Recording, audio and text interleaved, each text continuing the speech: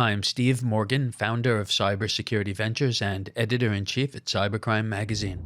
I'm here today with Gordon Lawson, CEO at Conceal, provider of an intelligence-grade zero-trust technology that protects global companies of all sizes from malware and ransomware.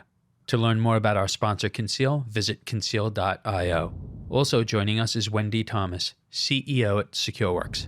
Wendy, welcome. Thank you for joining us today. Thank you for having me.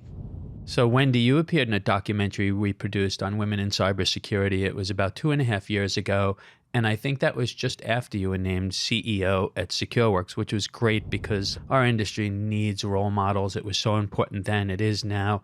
How are we doing as an industry? Are things getting any better?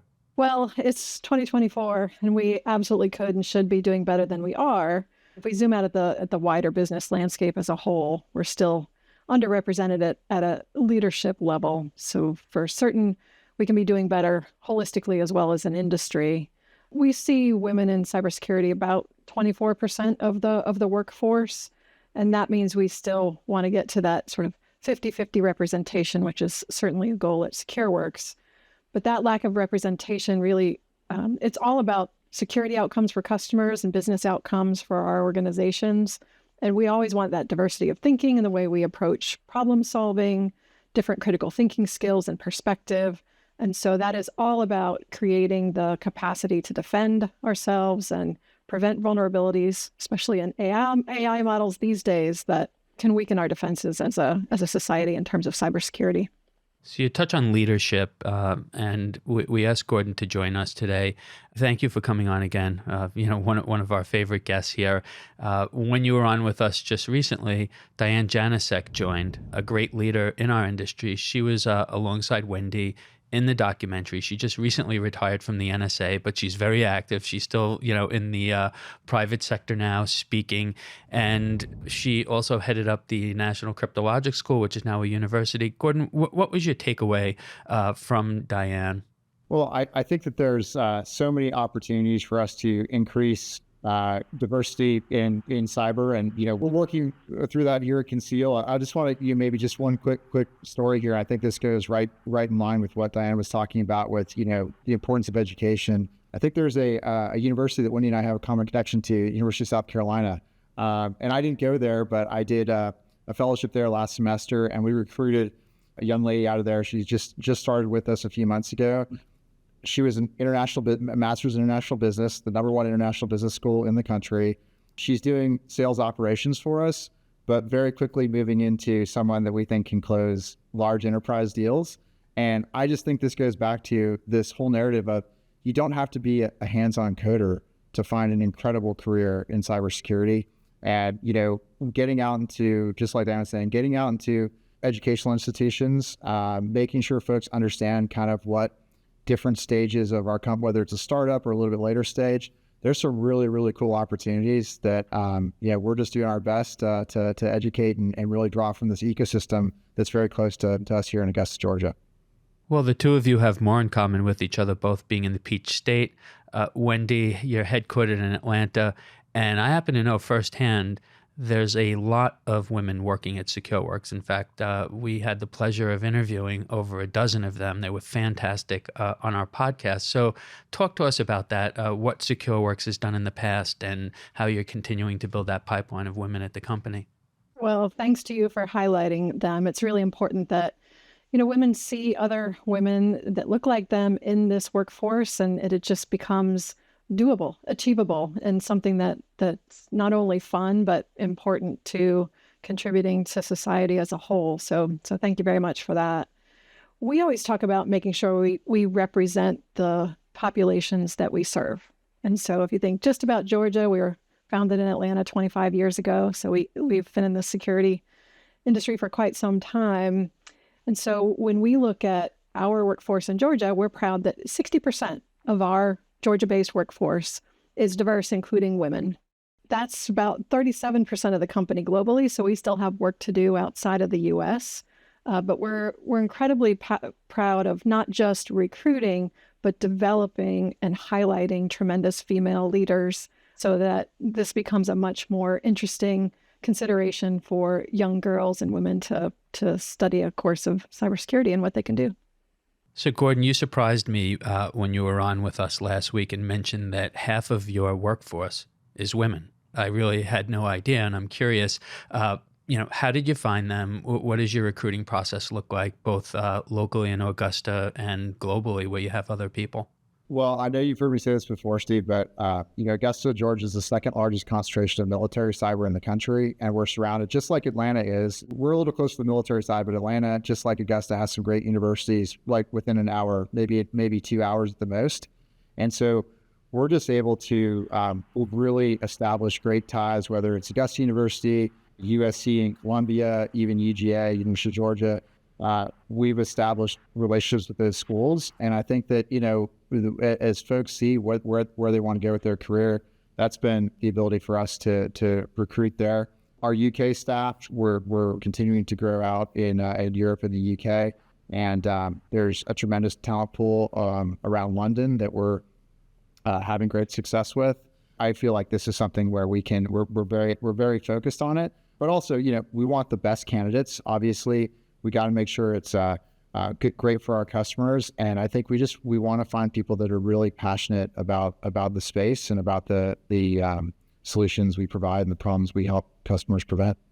So, Wendy, I want to circle back to leadership. You touched on that. Before I do, let me say we've statistically made nice progress. It's taken a while. It's taken a decade for us to move from a 10% representation in our field to 25%, maybe moving to 30%. But every year, we do a compilation here of the Fortune 500.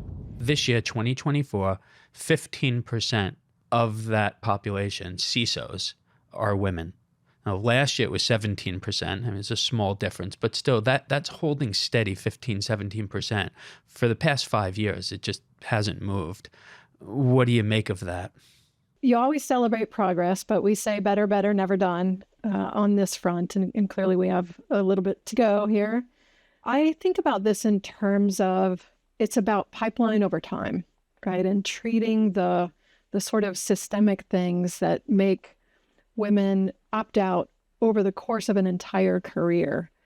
And there's one area here where I think we are overlooking the impact on women in business and cybersecurity.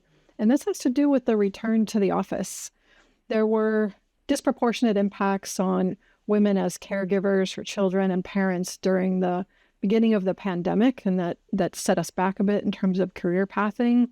But as we think about the flexibility that we've been able to create, the balance we've been able to create with a flexible location schedule, the mandatory return to office, I do see as something that can set us back a bit in terms of the burden on those disproportionate caregivers.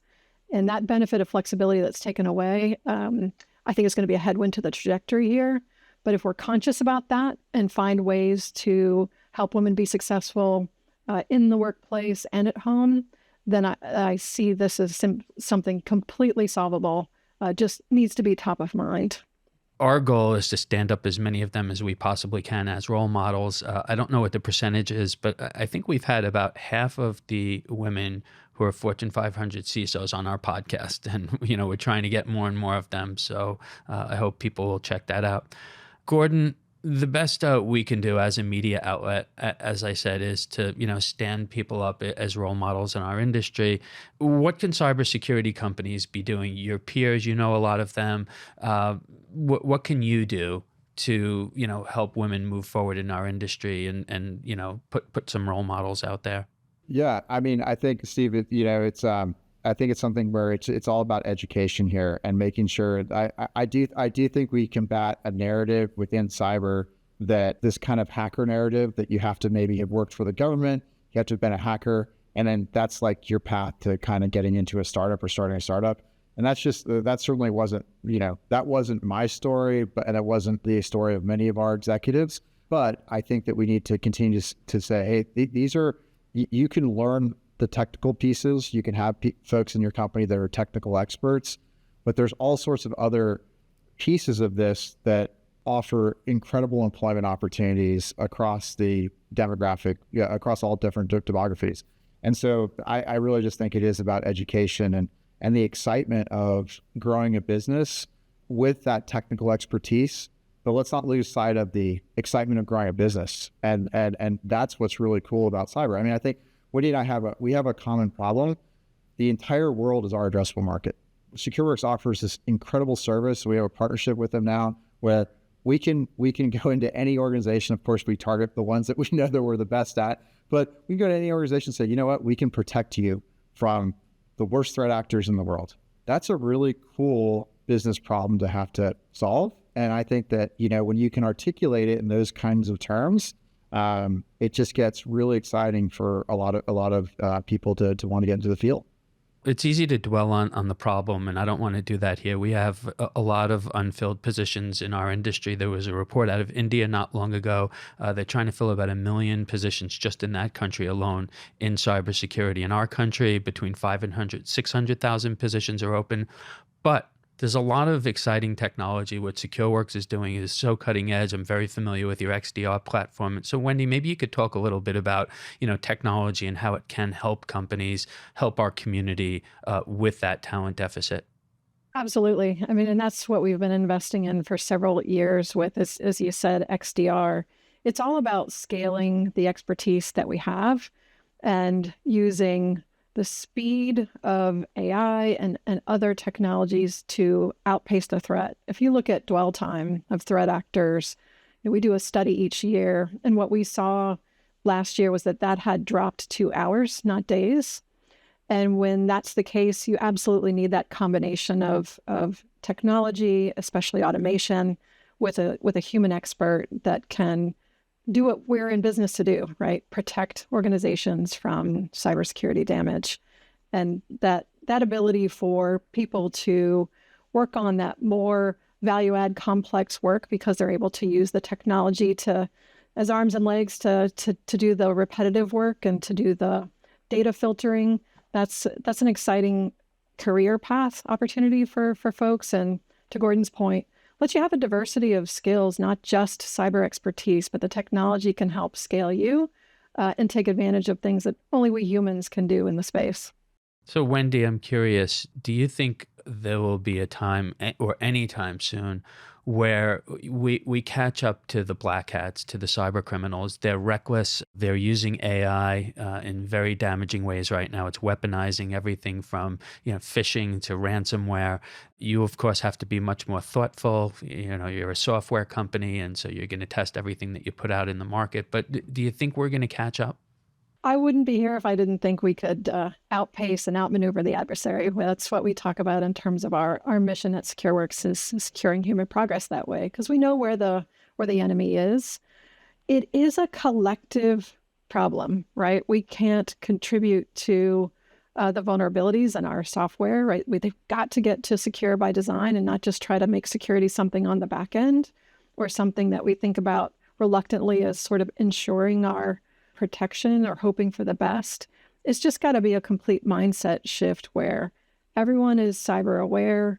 They contribute to our collective defense by not fueling the economic model of the adversary, and that we continue to build technology that outpaces their ability to maneuver.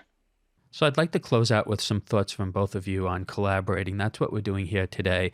We're a media property, and we don't contribute anywhere near what you do as technology developers, but we play a role. Law enforcement plays a role. CISA has been putting out a message around collaborate, and I think it's a really good message. So I'd like to just hear your thoughts about collaboration in the industry. We can start with you, Gordon. Yeah, I mean, I think there's a huge piece about technology collaboration. I know, Secureworks, for example, very open API. They're really bringing telemetry in from all different sources. Our company being one of those. But I think that's the key of the future. As I think about the XDR platform, you have to be able to ingest all this information and make great calls and drive great outcomes for the customer. And I think the opposite of that is sometimes, you'll have companies say, we solve it all. Go to us, we'll solve it all. That's not the case. There's always these threat actors are very smart. They're very aggressive. They can evade a lot of controls. And so we can continually innovate, but I think we have to cooperate as a cybersecurity, vendor community and make sure that we are providing those great outcomes where we're going to secure your organization And you know what? We're going to work with the existing tools that you invested in because we understand that's also an important business outcome for you. But I think we're very channel service provider friendly in everything we do. I know Wendy's company is as well. And I think that's really the key to success moving forward. So Wendy, your thoughts on collaboration? We have a philosophy at Secureworks. We call it open without compromise. And the reason is that you want security to be the thing that makes your business work seamlessly. And so this idea of enabling businesses to make digital choices, right? SaaS application choices, technology stack choices, and not be worried that their security is going to be gapped or suffer is absolutely the approach we take because it's all about security outcomes for customers. But you mentioned CISA, and I will say I have, in the last few years in this industry, I have never seen the level of cooperation between governments, our government and the private sector, international governments and law enforcement cooperating and sharing information.